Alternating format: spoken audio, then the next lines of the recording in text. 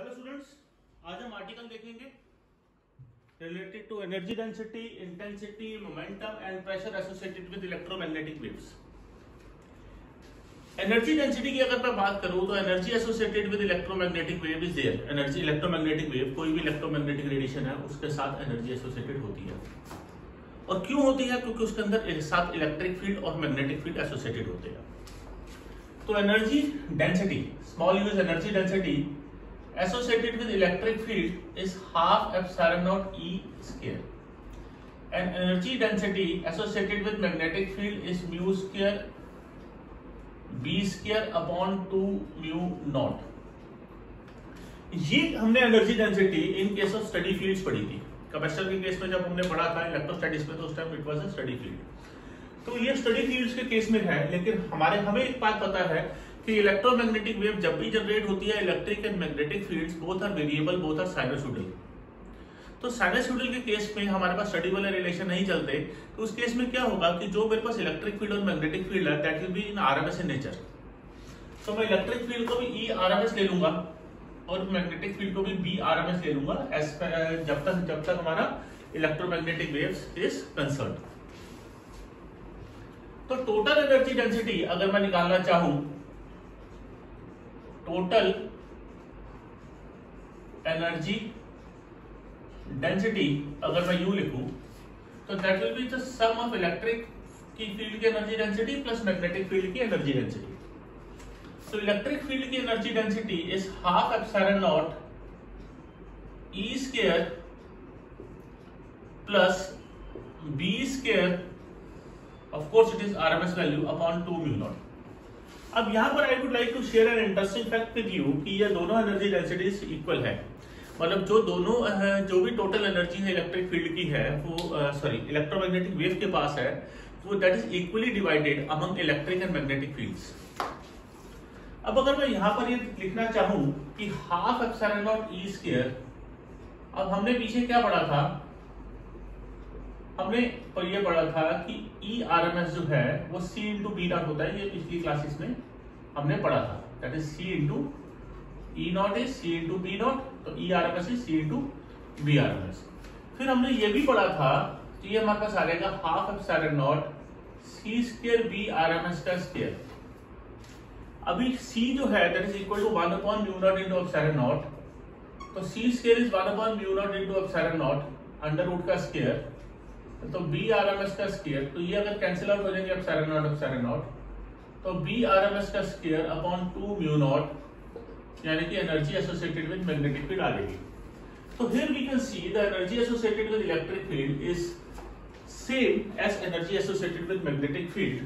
तो मैं इसको ऐसे लिख सकता हूं कि it is half epsilon naught E RMS का square plus half epsilon naught again E RMS का स्क्वायर।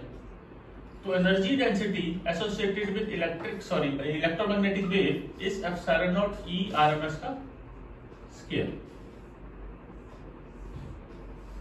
हो गया?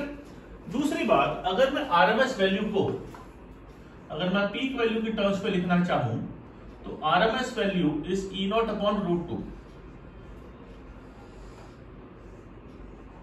So it is E naught का square epsilon naught E naught का स्क्वायर डिवाइडेड बाय 2। ये मेरे पास टोटल एनर्जी डेंसिटी हमारे पास electromagnetic wave की आ जाएगी।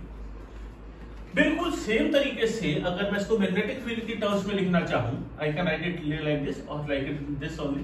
तो मैं यहां पर भी ऐसे लिख सकता हूं। अगर मैं मैग्नेटिक फील्ड की फॉर्म में लिखना चाहूं तो मैं हाफ एप्सिलॉन नॉट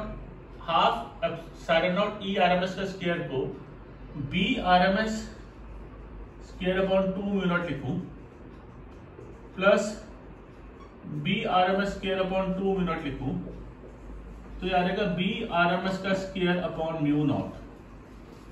ये हमारे पास इसकी एनर्जी डेंसिटी आ जाएगी which is associated with total energy density associated with this electromagnetic wave. Again B RMS can be written as B naught upon root 2 square upon mu naught, तो it is equal to B naught का square divided by twice of mu not.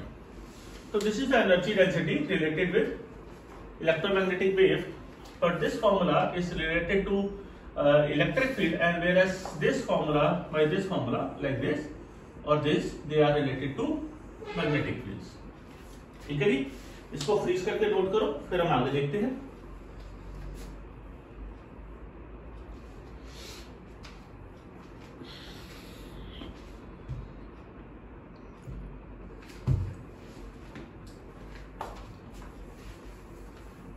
Now अब जब electromagnetic field wave एक space में travel करती है तो it travels with the speed of light.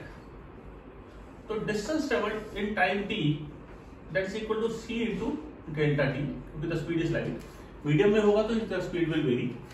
और अगर एरिया इसका a है तो इस पोर्शन के अंदर टोटल एनर्जी, तो इस पोर्शन में जो हमारी टोटल एनर्जी होगी इन द सिलेंडर इस energy density into volume of cylinder. ये एनर्जी डेंसिटी जो है ये एवरेज एनर्जी डेंसिटी है इलेक्ट्रोमैग्नेटिक वेव की, क्योंकि आरएमएस वैल्यू में यूज कर रहा हूं। तो average energy density into this volume, तो एनर्जी डेंसिटी हमने निकाली half epsilon not this epsilon naught E square.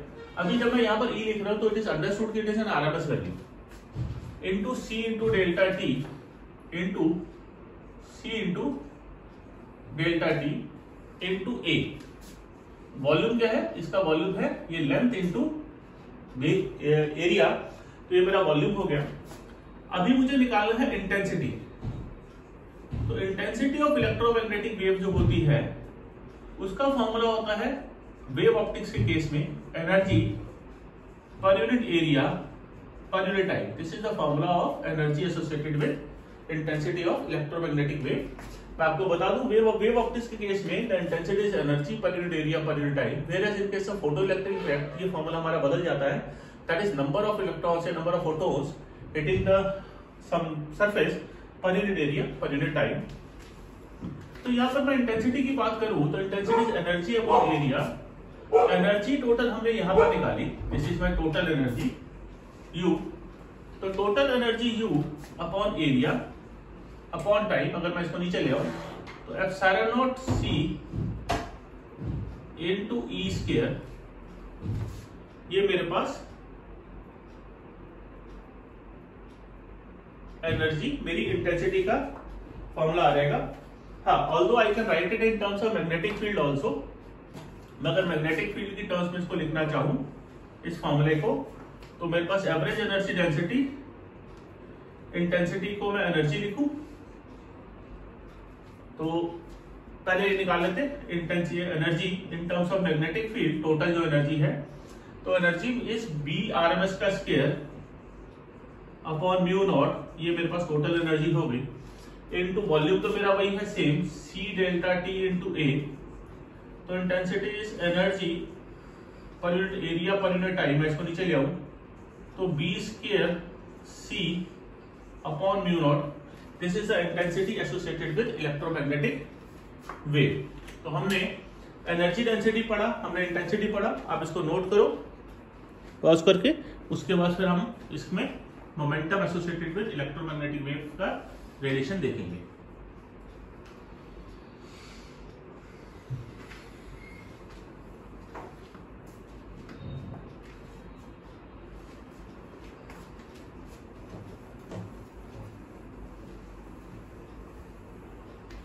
देखो, अगर एक सरफेस पे इलेक्ट्रोमैग्नेटिक वेव हिट कर रही है तो मोमेंटम का फॉर्मूला होता है I upon C, sorry it is U upon C. तो मोमेंटम क्योंकि मेरा U अपॉन सी है, तो ये फॉर्मूला कब है? जब ये वाली रेडिएशन ये सरफेस में अब्सॉर्ब हो रही है, it is totally absorbed,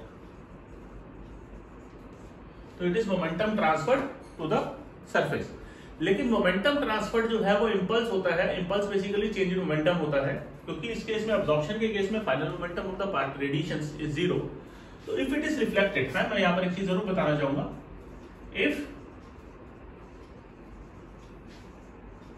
EM wave is reflected from the surface, in that case जो मेरा मोमेंटम ट्रांसफर है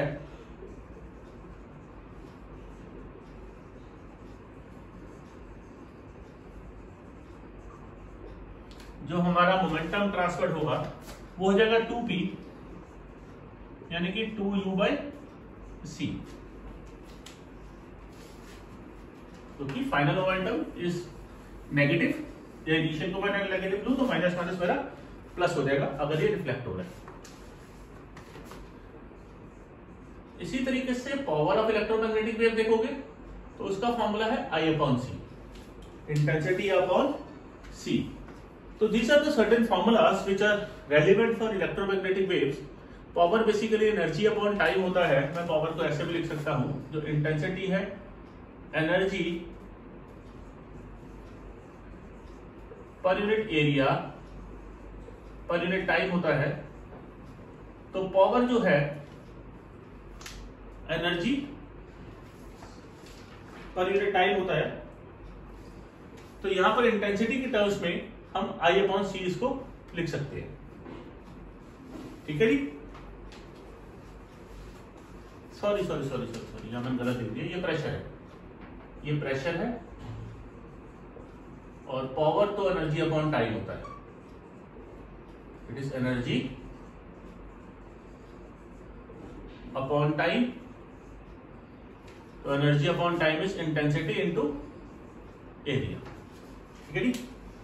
प्रेशर था, पावर का एक एडिशनल कहीं किसी जगह काम में आएगा तो हम पावर भी यूज करेंगे, पर एनर्जी का formula since we have derived, तो पावर का कोई बहुत ज्यादा हार्ड एंड फास्ट उसमें है नहीं। जो भी टोटल एनर्जी का फॉर्मूला हमने पीछे निकाला था, we can substitute it over here. वो एज पर रिक्वायरमेंट हम उसको कर लेंगे। कुछ क्वेश्चन देखेंगे इसके बेसिस पे जो आते हैं, उसमें फिर हम आगे देखेंगे। ठीक है जी, नोट करो इसको।